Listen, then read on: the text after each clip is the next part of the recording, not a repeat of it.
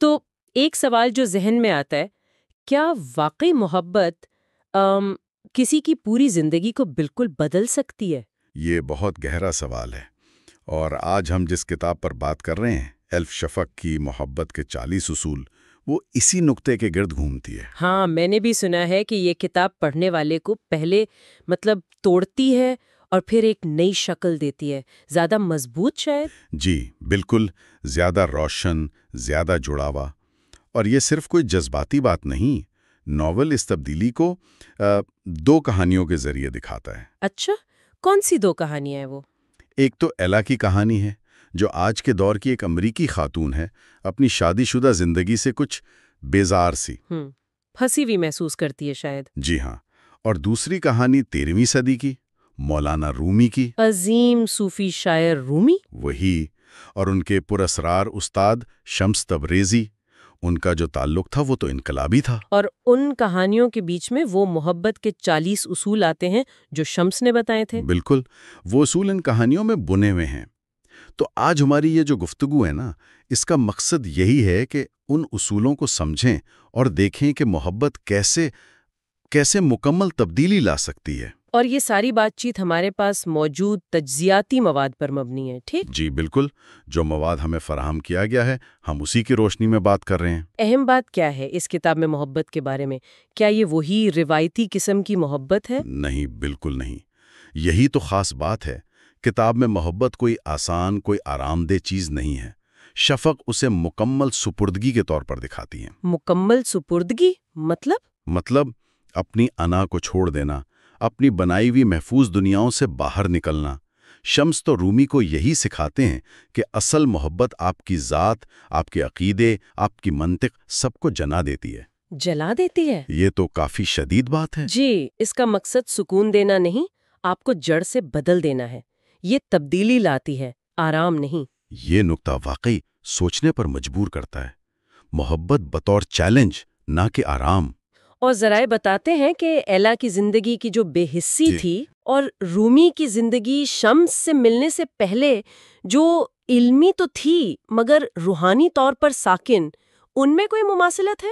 بہت گہری مماثلت ہے۔ ایک طرح کا خلا، جیسے آپ نے کہا، ایک انتظار کسی بڑی تبدیلی کا۔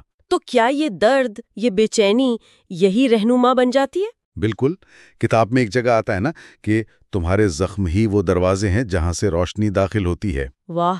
یہ صرف شاعری نہیں ہے، یہ ایک نفسیاتی حقیقت بھی ہے کہ اکثر بڑی تبدیلیاں وہ شدید اندرونی کشمکش کے بعد ہی آتی ہیں۔ اور شاید اسی لیے وہ اصول نمبر 23 اتنا اہم ہے۔ حق کا راستہ دل کی محنت ہے، دماغ کی نہیں۔ جی ہاں، اپنے دل کو اپنا اولین رہنما بناؤ، دماغ پر نہیں، دل پر بھروسہ کرو۔ آج کے دنیا میں تو یہ بہت بہت بڑا چیلنج لگتا ہے۔ ہر چیز منطق پر پرکھی جاتی ہے۔ بالکل، بڑا چیلنج ہے۔ یہ اصول کہتا ہے کہ اپنی اندرونی آواز سنو، اپنی انٹیوشن، جسے ہم اکثر دبا دیتے ہیں۔ ایلا اور رومی دونوں ہی ایک ایسے موڑ پر آتے ہیں جہاں انہیں فیصلہ کرنا ہوتا ہے، دماغ یا دل۔ چاہے نتیجہ غیر یقینی ہی کیوں نہ ہو۔ جی، چاہے نتیجہ غیر یقینی ہو۔ اور اسی سے رومی کا وہ قول بھی جڑتا ہے، تم سمندر میں ایک قطرہ نہیں ہو، تم ایک قطرے میں پورا سمندر ہو۔ جی، یہ صرف خوبصورت الفاظ تو نہیں لگتے۔ نہیں، یہ آپ کی ذات کے بارے میں آپ کے تصور کو جھنجھوڑتے ہیں۔ محبت آپ کو آپ کی لامحدودیت کا احساس دلاتی ہے، آپ کو آپ کی اپنی بنائی ہوئی حدوں سے نکال کر کائنات سے جوڑ دیتی ہے۔ یہ تبدیلی کا نقطہ آغاز ہے۔ بالکل۔ دوسری طرف ایلا کی کہانی میں وہ ایک مصنف عزیز زہرا کو ای میل لکھنا شروع کرتی ہے۔ وہ اس کے لیے ایک طرح سے جدید دور کا شمس بن جاتا ہے۔ یوں سمجھ لیں، اور اسی رابطے کے دوران اسے احساس ہوتا ہے کہ اس کی زندگی تو ایک پنجرے جیسی ہے۔ اور اہم بات یہ کہ یہ احساس کہ یہ پنجرا اس نے خود بنایا ہے۔ جی، یہ لمحہ بہت اہم ہے۔ یہ صرف حالات کا شکوہ نہیں، اپنی ذمہ داری کا اعتراف ہے۔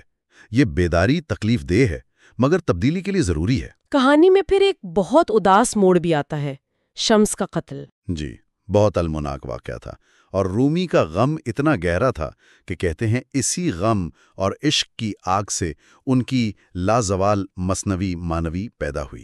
وہ مثنوی جو آج بھی لاکھوں لوگوں کے لیے مشعل راہ ہے۔ جی ہاں، یہ دکھاتا ہے کہ شدید ترین نقصان سے بھی کیسی تخلیق جنم لے سکتی ہے۔ ادھر ایلا بھی ایک بڑا قدم اٹھاتی ہے، وہ اپنی شادی چھوڑ دیتی ہے۔ دونوں راستے الگ مگر منزل بدلاؤ۔ بالکل۔ تو کیا سبق یہ ہے کہ محبت کوئی منزل یا شخص نہیں بلکہ ایک طاقت ہے، ایک قوت جو توڑتی بھی ہے اور شاید اسی ٹوٹنے میں بچاتی بھی ہے؟ میرے خیال میں یہی کتاب کا مرکزی خیال ہے۔ محبت ایک کائناتی قوت ہے جو فرد کو اس کی گہرائیوں سے ملواتی ہے، اس کے جھوٹے خول توڑتی ہے، اسے اس کی اصلیت دکھاتی ہے۔